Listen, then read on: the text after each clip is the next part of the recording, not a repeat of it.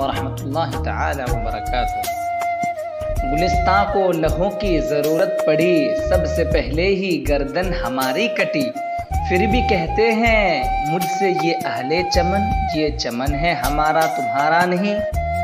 ظالموں اپنی قسمت پہ نازا نہ ہو، دور بدلے گا یہ وقت کی بات ہے، وہ یقیناً سنیں گے صدائیں میری، کیا تمہارا خدا ہے ہمارا نہیں۔ دوستو اور ساتھیو، 1947 کو ہندوستان کو آزادی ملی۔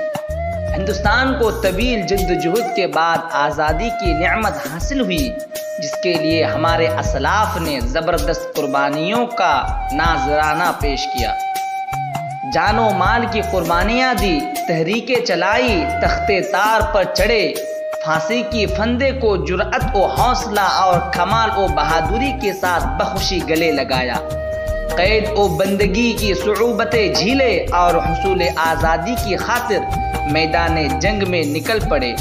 آخر غیر ملکی انگریز ملک سے نکل جانے پر مجبور ہو گئے۔ غیر ملکی حکمرانوں نے اپنے اقتدار کو قائم رکھنے کے لیے طرح طرح کی چالیں چلے، تدبیریں کیے، رشوتیں دیے، لالچ دیے، ووٹ ڈالو اور حکومت کرو کا اصول بڑے پیمانے پر اختیار کیا، فرقہ وارانہ اختلافات پیدا کیے، حقائق کو توڑ موڑ کر پیش کیا، آپس میں غلط فہمیاں پھیلائے، تاریخ کو مسخ کیا۔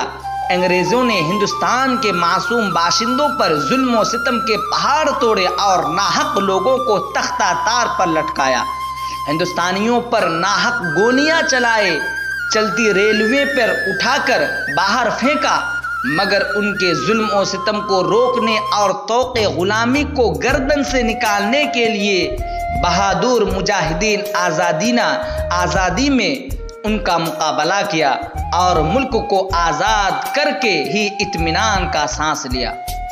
معزز سامعین کرام، ہندوستان کی آزادی کے لیے مسلمانوں کی عظیم قربانیاں تاریخ کا ایک روشن باب ہے۔ بلا شبہ اگر ملک کے آزادی کی لڑائی میں مسلمان آگے نہیں بڑھتے تو ہندوستان کی آزادی کا خوف کبھی شرمندہ تعبیر نہیں ہوتا۔ سینکڑوں مسلمانوں نے آزادی کے لیے جام شہادت نوش فرمایا، لیکن آج ہم ان کے کارنامے سے غافل ہیں اور بے خبر ہوتے جا رہے ہیں۔ ہمیں یہ بھی پتہ نہیں ہے کہ کن کن مسلمانوں نے ملک کی آزادی کے لیے اپنی جانوں کا نذرانہ پیش کیا ہے۔ آج بھی کتنے شہدائے کرام ہیں، آج بھی کتنے شہداء ایسے ہیں جن کے نام ہمیں معلوم نہیں ہیں۔ انہی کی پتہ لگانا، ان کے بارے میں جاننا اس لیے بھی ضروری ہے کہ جو قوم اپنی تاریخ کو فراموش کر دیتی ہے وہ صفائے ہستی سے مٹ جاتی ہے۔ حضرات، دنیا کا سب سے بڑا جمہوری ملک ہندوستان 15 اگست 1947 کو انگریزوں سے آزادی ملی۔ ہندوستان کو آزادی دلانے میں سبھی مذاہب نے اہم کردار ادا کیا، لیکن آزادی کے بعد صرف چند ہی مسلمانوں کے نام لیے جاتے ہیں اور آہستہ آہستہ انہیں بھلایا دیا گیا ہے، تاریخ کے پنوں میں کہیں گم ہو گئے ہیں۔ بابا قوم گاندھی جی، پنڈت جواہر لال نہرو، مولانا عبدالکلام آزاد، بھگت سنگھ جیسے چند چہروں کو ہی یاد کیا جاتا ہے۔ افسوس کے ساتھ کہنا پڑ رہا ہے، اگر مسلمانوں کی تاریخ کو دیکھا جائے تو ہندوستان کی آزادی میں جتنا دیگر مذاہب کا رول رہا اتنا ہی مسلمانوں کا رہا۔ ٹیپو سلطان کے بغیر جنگ آزادی کی تاریخ مکمل نہیں ہو سکتی۔ مرتے وقت ٹیپو سلطان کی زبان پر یہی الفاظ تھے کہ گیدڑ کی 100 سالہ زندگی سے شیر کی ایک دن کی زندگی سے بہتر ہے۔ مولانا ابوالکلام آزاد کی حیات کو دیکھ لیجئے، انہوں نے ملک کے لیے بہت دکھ جھیلے اور کئی بار جیل گئے، اپنے اخبار کے ذریعہ انگریزوں کے خلاف لکھتے تھے، جس کی وجہ سے انہیں جانا پڑا اور کئی بار جرمانے بھی ادا کرنا پڑا۔ اشفاق اللہ خان کو دیکھ لیجئے، رام پرساد کے بسمل کے ساتھ مل کر انگریزوں کے خلاف لڑے اور کئی کارنامے انجام دیے۔ برطانوی حکومت نے ان پر مقدمہ چلایا اور 27 سال عمر بھر یعنی 19 دسمبر 1927 کو فیض آباد جیل میں پھانسی پر لٹکا دیا، جو ایک بہت بڑے اردو کے شاعر بھی تھے۔ مولانا شوکت علی ملک کی آزادی میں اہم رول ادا کرنے والے تھے، خلافت کمیٹی کے دوسرے اہم رکن تھے۔ جنگ آزادی کے لیے مجاہدوں میں مولانا کا مقام بہت بلند تھا۔ صرف اتنا ہی نہیں، جنگ آزادی میں مسلمان خواتین کی بھی رول رہا ہے۔ ہندوستان کی آزادی میں جتنا رول مردوں کا تھا، اتنا ہی اہم رول عورتوں کا بھی تھا۔ مولانا محمد علی جوہر اور مولانا شوکت علی کی والدہ محترمہ بیوی اماں کا اس میں نام ذکر کیا جا سکتا ہے۔ ہندوستان کی پہلی جنگ آزادی یعنی 1947 میں لڑی گئی تھی۔ آزادی کی لڑائی میں بہادر عورت میں بیگم حضرت محل بھی تھے۔ صرف اتنا ہی نہیں، مولانا محمد علی جوہر جنگ آزادی میں احمد اللہ صاحب شہید ہو گئے۔ جنگ آزادی میں علماء اکرام کی ایک لمبی فہرست رہی ہے، لیکن ایک عام بہادر ہندوستانی کی تعداد کافی ہے۔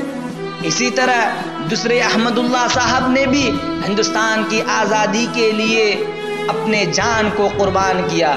چراغ خان اور اسی طرح ہارون حامد عام مسلمانوں کے علاوہ شہید علماء کی تعداد 20,000 سے 50,000 تک بتائی جاتی ہے، مگر ان اہم لیڈروں اور ان اہم واقعات کے بغیر پوری تاریخ ادھوری اور حقیقت سے باہر رہ جاتی ہے، جن میں مذکورہ بالا شخصوں کے علاوہ بہادر شاہ ظفر، بیگم محل، نواب مظفر الدولہ، امام بخش سہسبانی، مولانا برکت اللہ بھوپالی، مولانا حسرت موبانی، مولانا حبیب الرحمان لدھنوی، ڈاکٹر سیف الدین کچلو، مولانا مظہر الحق، ڈاکٹر سید محمود وغیرہ بھی اس جنگ میں شامل ہوئے۔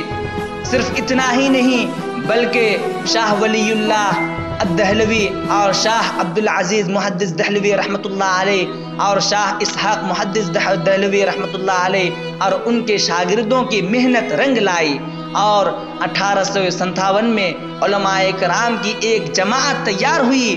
ان میں مولانا احمد اللہ صاحب مدارس، مولانا احمد اللہ صاحب، مولانا رحمت اللہ کیرانوی رحمت اللہ علیہ، مولانا فضل الحق خیر آبادی، مولانا فراز، مولانا حاجی احمد اللہ مجاہر مکی، مولانا رشید احمد گنگوہی، مولانا قاسم نانتوی، مولانا ضامن شہید، مولانا منیر نانتوی خاص طور پر قابل ذکر ہے۔